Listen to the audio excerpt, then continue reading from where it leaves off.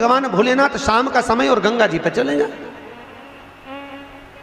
और भोलेनाथ जी गंगा जी पर जाएं और वहां माता पार्वती को मालूम नहीं कि प्रभु आजकल हमेशा तो मेरे को साथ लेकर भ्रमण पे निकलते थे, आजकल भोलेनाथ जी जाते कहां हैं, शंकर जी जा कहां रहे हैं, पता नहीं कहां रहे।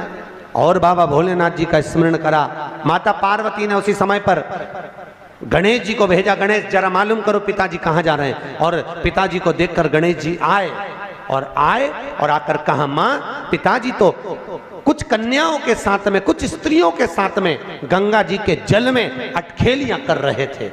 इतना तो मां से कहना था। भोलेनाथ जी के शब्द सुनकर, गणेश जी के वाक्य सुनकर मां जगत जननी क्रोध में लाल हो गई।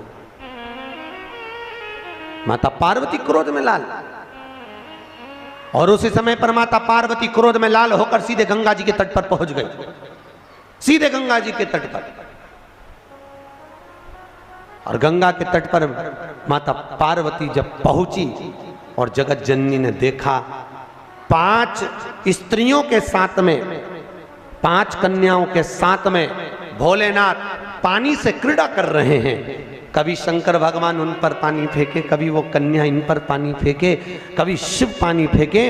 इतने में माता पार्वती क्रोध में लाल होकर बोली, भोलेनाथ। जैसे भोलेनाथ जी को आवाज दी, शंकर भगवान जल क्रीड़ा करते हुए खड़े हुए और खड़े होकर बोले, क्या बात है पार्वती, इतना क्रोध क्यों करती हो?